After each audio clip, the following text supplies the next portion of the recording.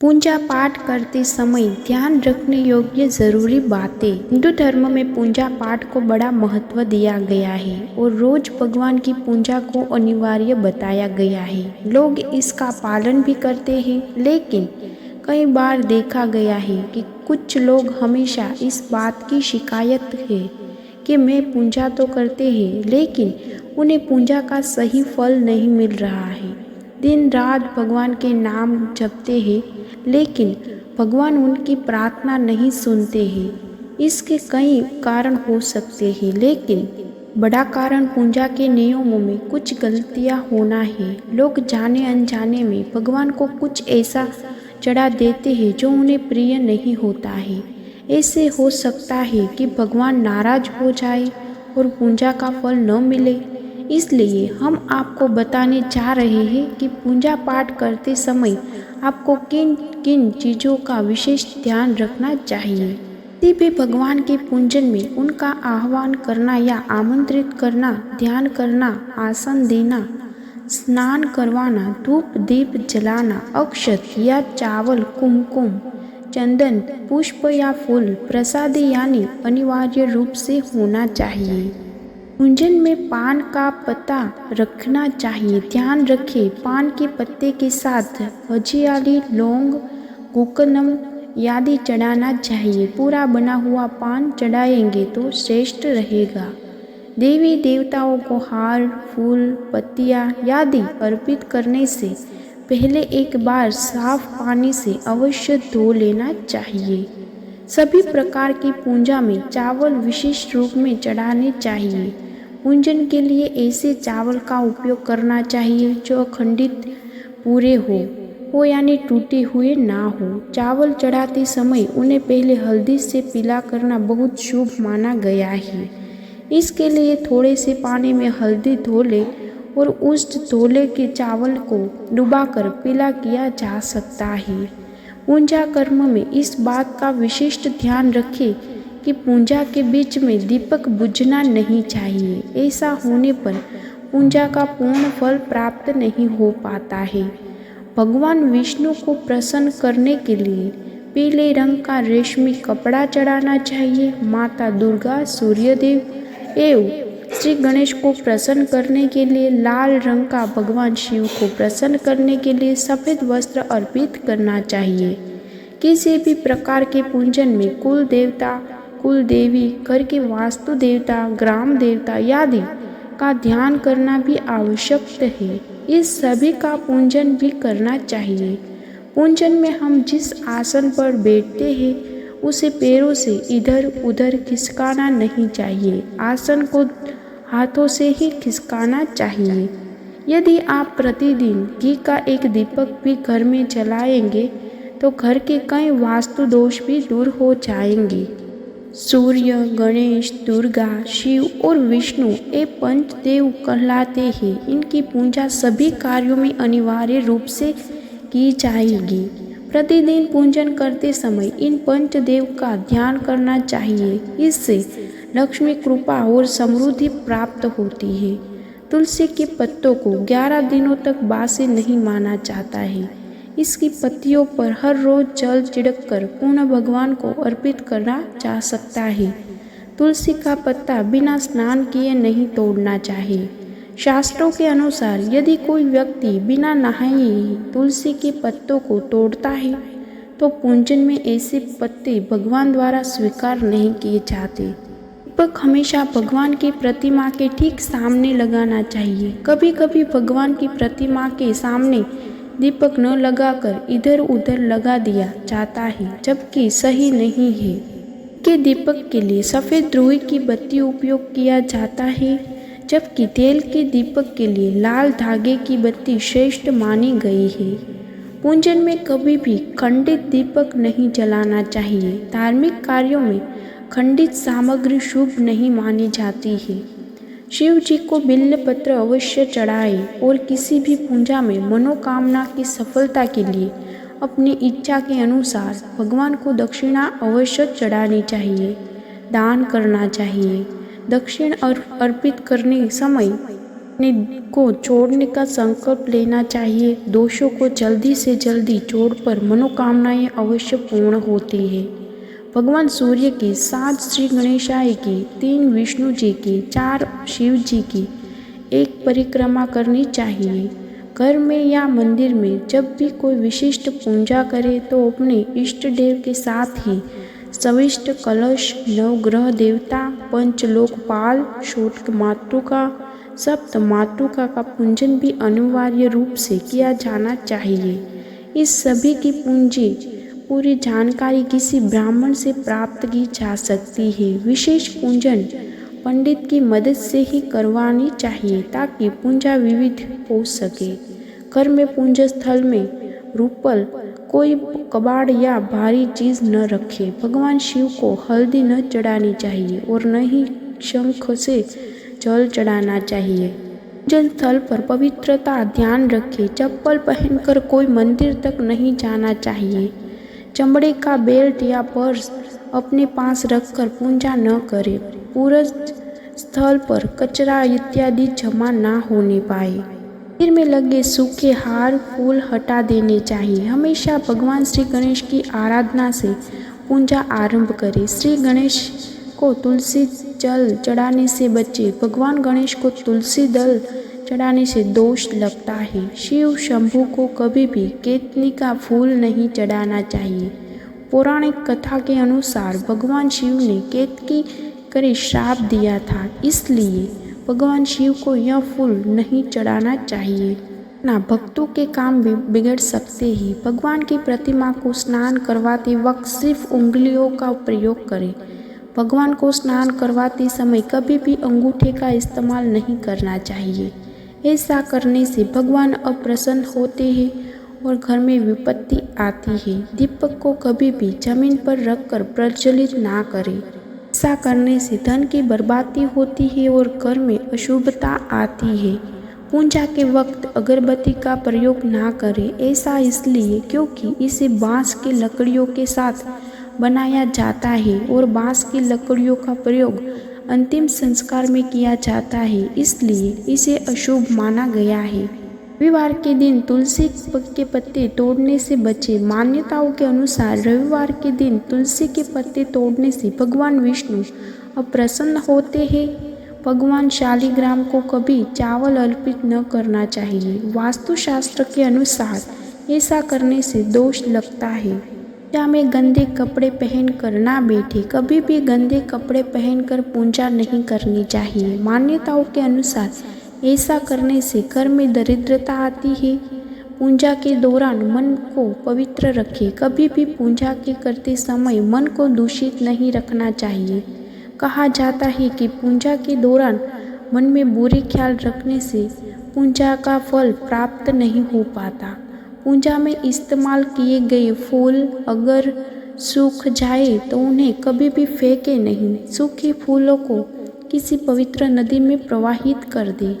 शास्त्रों के अनुसार देवी देवताओं का पूजन दिन में 5 बार करना चाहिए। सुबह 5 से 6 बजे तक ब्रह्म मुहूर्त में पूजन और आरती होनी चाहिए। इसके बाद प्राप्त काल में 9 से 10 बजे तक दूसरी बार का पूजन, दोपहर तीसरी बार पूजन करना चाहिए। इस पूजन के बाद भगवान को शयन करना चाहिए। शाम के समय 4-5 बजे पूर्ण पूजन और आरती। रात को 8 से 9 बजे शयन आरती करनी चाहिए। जिन घरों में नियमित रूप से 5 बार पूजन किया जाता है वहाँ सभी देवी देवताओं का वास होता है और ऐसे घरों में धन धान्य की कोई कमी नहीं होती। प्लास्टिक की बोतल में या किसी अपवित्र धातु के बर्तन में गंगा जल नहीं रखना चाहिए। अपवित्र धातु जैसे एल्यूमिनियम और लोहे से बने बर्तन में गंगा जल नहीं रखना चाहिए। गंगा जल तांबे के बर्तन में रखना ही शुभ माना गया है। स्त्रियों को अपवित्र अवस्था में पुरुषों को शंख नहीं बजाना चाहिए। यह इस नियम का पालन नहीं किया जाता है तो जहाँ शंख बजाया जाता है वहाँ से देवी लक्ष्मी चली जाती है। मंदिर और देवी देवताओं की मूर्ति के सामने कभी भी पीठ दिखाकर नहीं बैठना चाहिए। किसी भी पूजा में मनोकामना ही सफलता के लिए दक्षिणा अवश्य चढ़ानी चाहिए। दक्षिणा अर्पित करते समय अपने दोनों को हाथों को जोड़ने के संकल्प लेना चाहिए। दोनों को जल्दी जल्दी जोड़ते वक्त मनोकामना अवश्य पूर्ण होती है। आमतौर पर फूलों को हाथों में रखकर हाथों से भगवान को अर्पित किया जाता है। ऐसा नहीं करना चाहिए। फूल चढ़ाने के लिए फूलों को किसी पवित्र पात्र में रखना चाहिए और इसी पात्र में से लेकर देवी देवताओं को अर्पण करना चाहिए। हमेशा इस बात का ध्यान रखें कि कभी भी दीपक से दीपक नहीं जलाना चाहिए। शास्त्रों के अनुसार जो व्यक्ति दीपक से दीपक जलाते हैं वे रोगी होते हैं।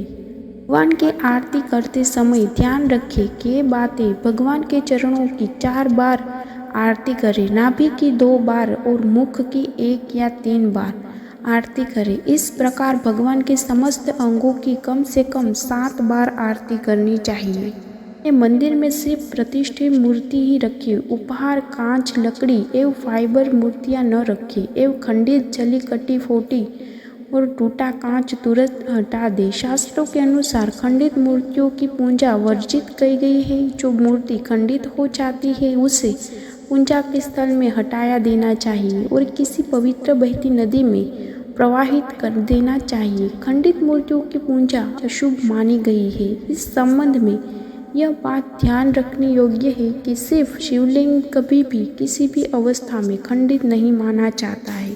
सिर के ऊपर भगवान के वस्त्र, पुस्तक एवं आभूषण आदि भी न रखें। मंदिर में पर्दा यदि आवश्यक है। अपने पूज्य माता पिता तथा पितरों का फोटो मंदिर में कदापि न रखें। उन्हें घर के नित्य कोण में स्थापित करें। कभी भी भगवान को या फिर अपने बड़े को एक हाथ से प्रणाम नहीं करना चाहिए।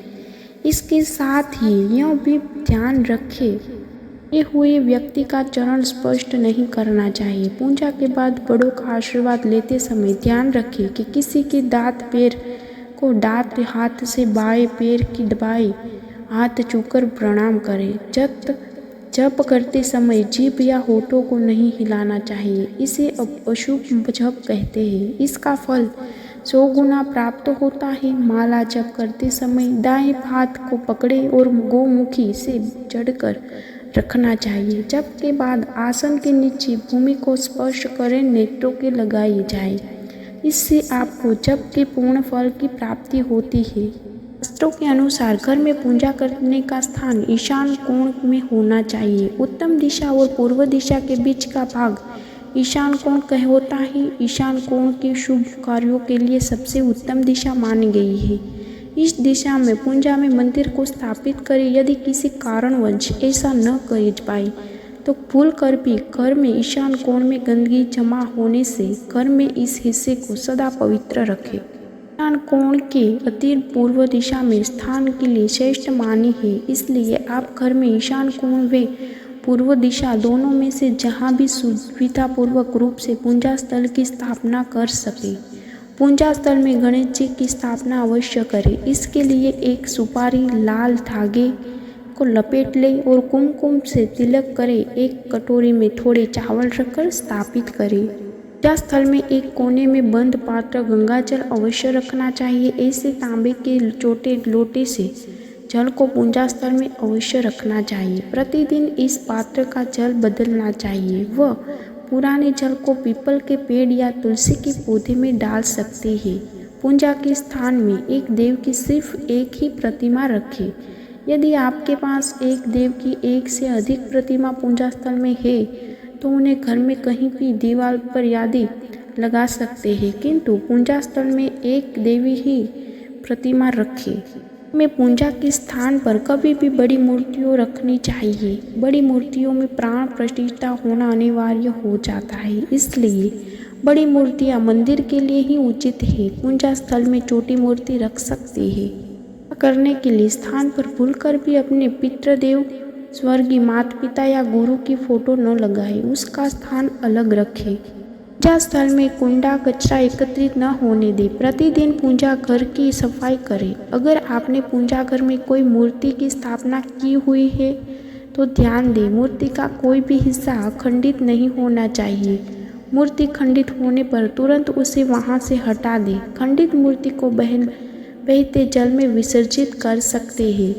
पूजा के समय यदि संभव हो तो शुद्ध देसी गाय घी का प्रयोग करें। वे भोग लगाने के लिए अगरी गाय के गोबर का उपयोग करना उत्तम माना गया है। पूजा पाठ के समय दीपक कभी भी बुझना नहीं चाहिए। शास्त्रों में यह एक बड़ा अपशुगन माना गया है। पूजा पाठ के समय गूगल युक्त धूपबत्ती या प्रयोग करें। गूगल के वातावरण को शुद्ध और घर से नकारात्मक ऊर्जा या बुरे दोष को दूर करती है। रात्रि को सोते समय पूजा स्थल को लाल पर्दे द्वारा ढक दे व सुबह होने पर पर्दे को हटा दे। पूजा करते समय भगवान को फूल चढ़ाना शुभ माना गया है। कुछ फूल देवी देवताओं को विशेष रूप से प्रिय होते हैं और फूल चढ़ाते समय इस बात का ध्यान रखना चाहिए जैसे दुर्गा माँ को लाल और भगवान विष्णु को पीले रंग के ही फूल चढ़ाने चाहिए। पूजा में कभी भी बासी फूल नहीं चढ़ाने चाहिए, यह अशुभ माना गया है। पूजा में इस्तेमाल कलश या जल लोटे को हमेशा ईशान कोण में रखना चाहिए। दीपक और कलश को एक दूसरे के बिल्कुल पास कभी ना रखें वरना इसके दुष्ट भाव झेलने पड़ते हैं। पूजा हमेशा आसन पर करनी चाहिए। आसान बैठकर पूजा न कर से इसका फल नहीं मिलता है। आसन के रंग का चुनाव आपको अपनी राशि के हिसाब से ही करना चाहिए। भगवान के भजन कीर्तन या आरती दौरान हर तरीके से वहां उपस्थित रहे। इस दौरान किसी से बातचीत करने से पूजा का फल नहीं मिलता है। पूजा की सामग्री को लेकर कभी भी दिखावा ना करें। आप पूजा किन की करने जा रहे हैं उस हिसाब से आसन का चुनाव करें। पूजा शुरू करने से पहले देखें कि आसन किस चीज़ का है, किस रंग का है, क्योंकि अलग अलग रंग के आसन का अलग अलग महत्व है। कोशिश करें कि कंबल या रुई से बने आसन का ही प्रयोग करें। धन की देवी माता लक्ष्मी, माँ दुर्गा और हनुमान जी की पूजा करने जा रहे हैं तो लाल रंग का आसन का प्रयोग करें। अगर मंत्र सिद्धि की पूजा करनी है तो कुशा से बने आसन को श्रेष्ठ माना गया है। भगवान गणेश और तुलसी माँ को, भगवान विष्णु को चावल और सूर्य देव को बेलपत्र भूलकर भी न चढ़ाइए। बेलपत्र महादेव को काफ़ी प्रिय है, इसलिए हमेशा भगवान शंकर को बेलपत्र चढ़ाइए। वहीं गणेश जी को हरी, दुर्गा सूर्य भगवान को केनर फूल, माता दुर्गा को लाल फूल आए, विष्णु जी को तुलसी चढ़ाई। कई लोगों की आदत होती है पूजा के बाद मूर्ति पर चढ़े सिंदूर को अपने माथे पर लगाने का। ऐसा भूलकर भी न करें। कभी भी दीपक से दीपक ना जलाए। पूजा करने से भगवान भूल चूक से हुई गलतियों को भी क्षमा कर देते हैं।